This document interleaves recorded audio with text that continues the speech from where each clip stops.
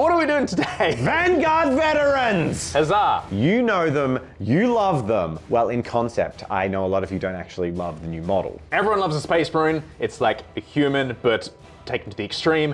But then what is a veteran Space Marine? Apparently a slightly shinier hat and maybe a weapon loadout that's different. In the 11th edition launch box video that we did, I made some comments about Vanguard veterans and how people felt about them. I got some reactions to that, and I've been stewing on it. So in today's video, I'm driven to create a new Vanguard veteran, basically what I think they should have looked like. Or maybe what we always imagine a veteran is or should or did look like.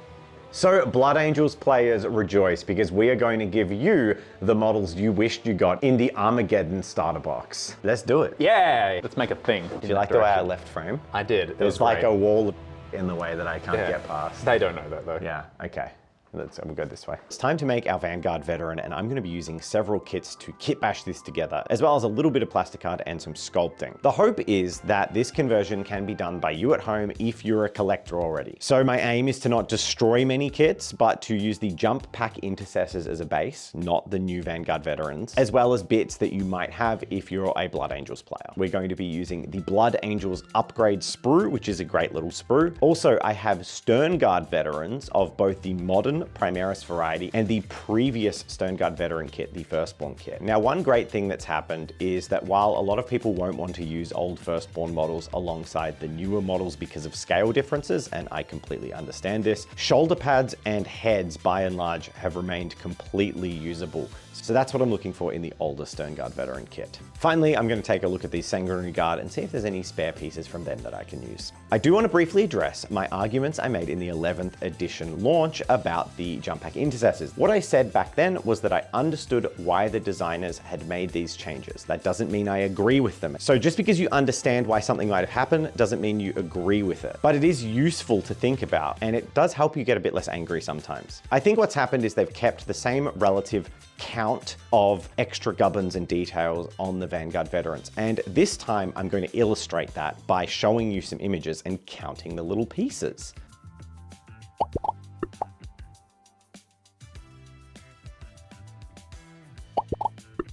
And when you see that side by side, you might be quite surprised that the number is very similar. And what I think has happened is because the scale has increased, the pieces themselves have shrunk down to be more realistically scaled, and they take up less area on the models. And again, this doesn't justify making Vanguard veterans look barren. If anything, it means that they should have added more stuff to the Vanguard veterans to make them look more impressive. But even things such as the sculpted details on the knees and shoulders, because proportionally the knees and shoulders take up a smaller area on the new Primaris Marines, they just look less impactful, and there's a lot more generic armor showing. Now that we know what the problem is, which isn't the number of details, it's actually the amount of area on the model that's covered by fancy stuff. I need to up that in my conversion. Let's glue some bits on. First of all, we assemble the core of the jump pack intercessor, and then we can start to make it a little bit more fun. I toyed around a little bit with Sanguinary Guard arms. There's this amazing right arm with a glorious Blood Angels sword, which would be great for the heirloom weapons that Vanguard veterans use, which is also great because the Sanguinary Guard have weapon options. As I said, I like to use bits that aren't going to prevent you from making another squad. So if you made your Sangard with spears, you would be able to use one of these swords in a conversion. However, the swords are all right-handed, and there's like no pistol arms that are left-handed in the Space Marine range, which is really frustrating, especially the modern range. So ultimately I had to abandon this and use a relatively similar sword from the Blood Angels upgrade sprue. When it came to the helmet for this model, that's where I went to the classic Sternguard veteran box. There are some awesome heads in here, and as we're doing a Vanguard veteran with a jump pack, I had to use a beaky helm with a laurel wreath on it. This screams veteran, but it's also classic. With this helmet chosen, I was going to pick the other arm, and of course the classic Firstborn kit is going to be giving up all of the goods. There is a grav pistol arm. I double checked the current rules, and from what I could see, you can still take grav pistols, even though I don't think they've put a grav weapon on a Space Marine since like 7th or 8th edition. It's been a long time. I decided to take the grav pistol and then slice the bolt pistol off this gun arm from the jump pack intercessor kit and marry the two with some glue. We now have a Blood Angels heirloom weapon and a grav pistol, just to be a bit fun. Now it's time to choose some shoulder pads, and you guessed it, that classic Vanguard veteran sprue is what's getting the love, because there is a lovely shoulder pad with a Crux Terminatus with a laurel wreath on it, which I think will look really great and is appropriate for Vanguard veterans veterans. To round out the plastic bits, I put on a pistol holster as well as some grenades. This is all the pretty quick stuff to do. And then it's time to start work on doing some little conversions. So unfortunately on the Blood Angels upgrade sprue, the larger shoulders that have that little flanged extra guard that looks so good on veterans only fit Gravis armor. So I needed to make my own. So I selected one of the shoulders with a nice raised Blood Angel detail on it. And then I got a bit of plasticard, traced the outside of the armor, and then carefully cut it out with a knife, gluing it onto the edge. By choosing a piece of plasticard with roughly the same width as the trim, it was a pretty easy match to mesh the two together and make some nice little flanged armor for this shoulder pad. With that secured into place, it was time to move on to the slightly more complicated part of my conversion, which is putty. Now, I haven't mentioned in detail yet what I think is the single worst decision Games Workshop have made with their Assault Marines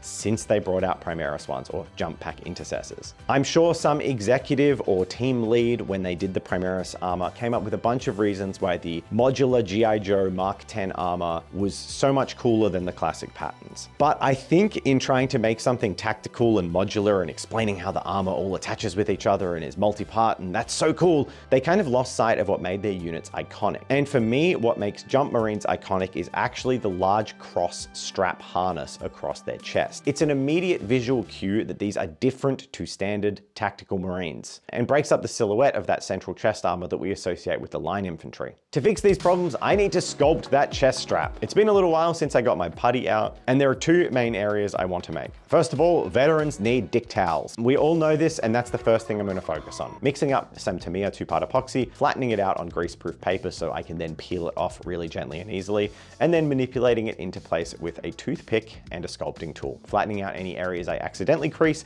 and then deliberately creasing the areas I want to. I'll add a decoration over the dick towel later, but now I can focus on that more important thing I was talking about, which is of course the chest straps. To do this, I first create the central shape. It's a bit of a stretched out hexagon, which is divided down the middle by a little slice. Once this had had maybe an hour to cure a little bit, I could then work on the straps. I rolled out putty into strips and then used a few dots of super glue to lock it into place, and then a sculpting tool to flatten it out into strips along the armor. Once it had a uniform thickness from the back to the front, I then used a knife to create the ribbed divots across the length of the armor. And you'll see while I'm doing this that the putty is squishing out further, flattening out and deforming, and that's completely fine. It's why I'm doing it in this order, because once those divots are cut, I can wash off my knife and then carefully trim down the sides until I have a uniform, nice square strip. I repeat this process for all 4 of the straps, blending in the straps to the top of the shoulders, and they just kind of disappear up there.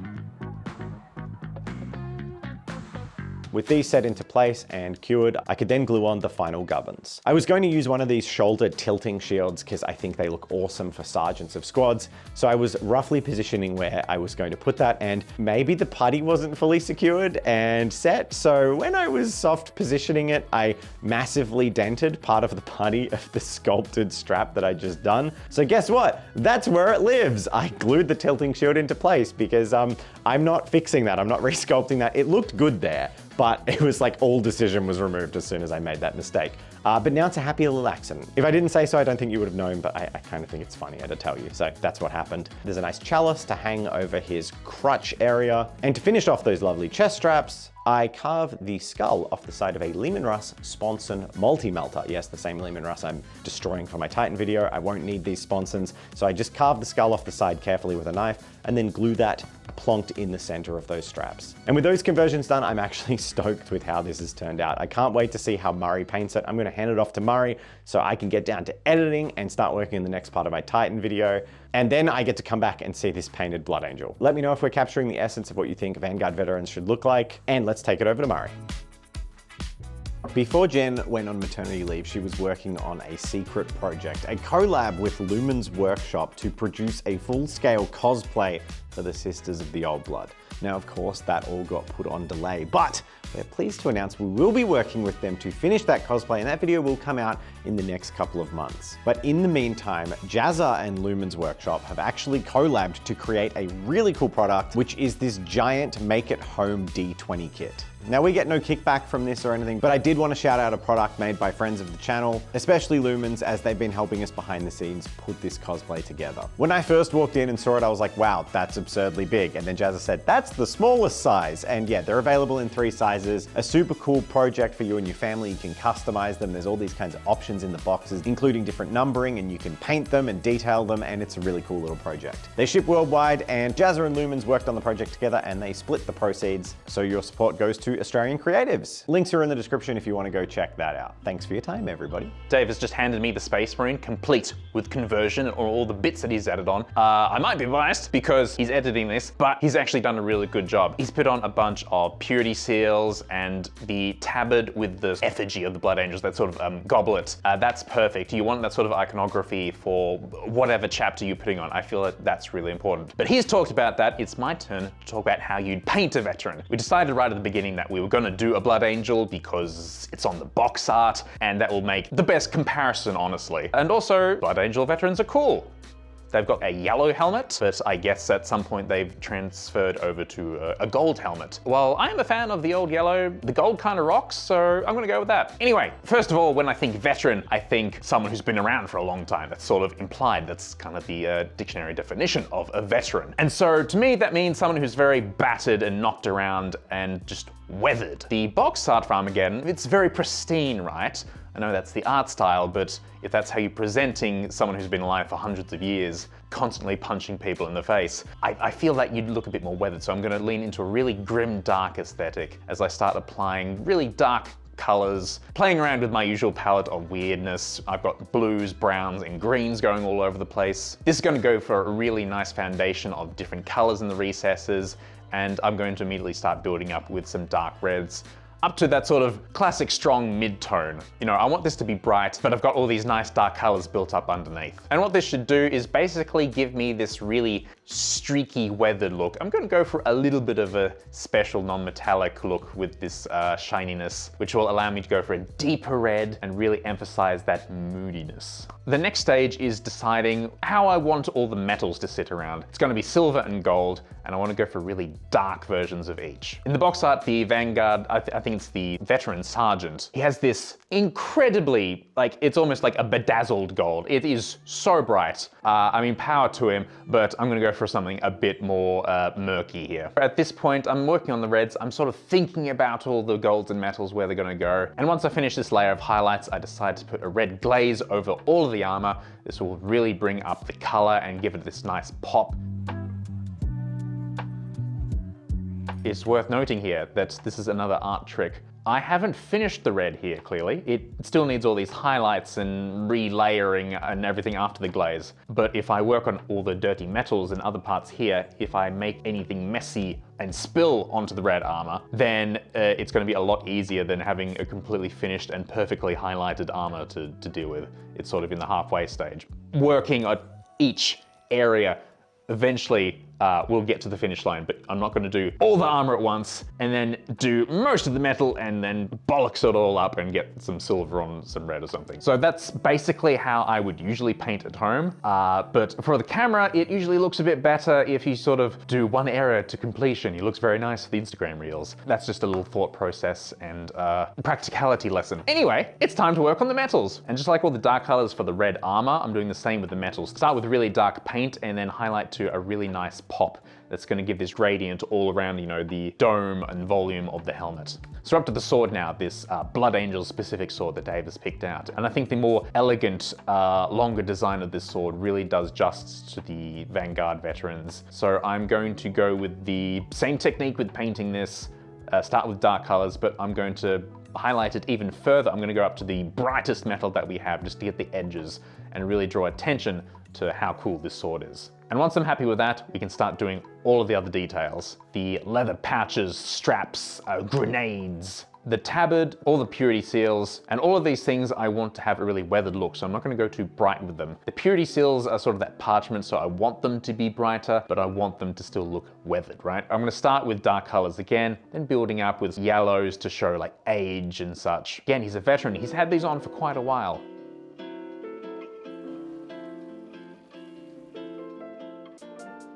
So I really want to emphasize how old everything is that's hanging off him. When it comes to doing leather pouches, they're really boxy on Space Marines, so you can really easily just edge highlight them, you know, that sort of stand highlighting like you might do with the armor. However, I want to again stress that they're old as shit. And leather like that gets really flaky, it's worn, it's sort of rubbed off. I'm not going to do a clean line of highlighting across them. I'm going to sort of do jagged lines, stopping, startings, and do streaks and such. There's not going to be a single clean line of highlighting across it. The tablet around him, I want to have a sort of almost a cream color. I'm going for more khaki than the parchment colors that I already use the purity seals. And I wanted to have a bit of a ragged look to it. It's not tatters, but it's seen better days. Space Marines were always originally shown as sort of, you know, very monk look. They had that sort of monastery aesthetic. And so I want to go for a sort of a Hessian texture with this, the final highlight. It's just a simple crosshatch going across the entire surface, all the raised edges where I would be doing the highlights. But because that's where the light would be hitting, your brain reads it as that is the texture that this material has all over it. But it's looking a bit plain, so I'm gonna get some watered down black paint with a bit of brown in it and just do a simple line across the bottom. And now we have finished, we can go back to finishing the red armor. It's time to do a couple more layers. I really want to give the armor that final enhancement in the form of some specular highlights. Since this is red, I'm actually going to go for a salmon color. You might just immediately think, oh, I'm going to highlight with orange because that's warmer than red, or mix white with red, which will get you more of a pink really. But salmon or terracotta is a really nice highlight for red. Anyway, spot highlights everywhere immediately does something special to the armor. If you've ever tried doing non-metallic metal at home, you know that there's a whole sort of stage, and then when you start adding these highlights, it just comes to life. And that's exactly what's happening with the entirety of the Space Marine army here. Right, and with that done, we can start working on all the really cool little details, namely all the teardrop above. Basically, I'm gonna paint like gemstones. Dark red, medium red, orange, specular spot of white, ta-da, simple effect on all the tiers. And so the final steps now are the laurels. I'm gonna paint them green, and I'm not gonna highlight them with an acidic bright green because then that would look a bit new. I'm just gonna mix a little bit of white so it's gonna look a little bit off. And then we can start painting the stone. What's it? The Crux Terminatus on the shoulder. And then to top it off, the tactical bouncy rock that all jump infantry are now equipped with. If they want to fly anywhere, they have to carry their own rock. They land on it and they take off from it. It's very simple. Check that on the internet. It's all confirmed. And with that done, we can start doing a base. This is based on Armageddon, so why not base it on Armageddon? Let's do some fun little badlands and dunes. Just mixing in browns and khakis, giving a bit of a dry brush, and just a bit of a bush. You know, the sort of desert feel. And just like that, we're done. But we can take a better look in reveals.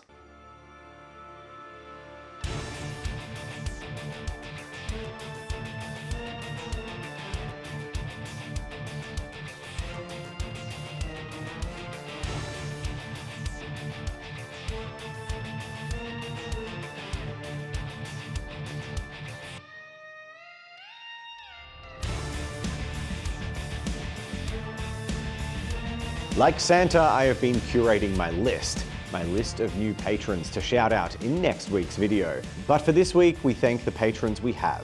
I love being able to bounce ideas off you all and see the whips you're working on in our patron Discord, as well as getting into lively discussions about all sorts of things. Come join the community and support the channel. There's a bunch of perks. The links are in the description for that. You know, outro. Real bros would like start each other's recording.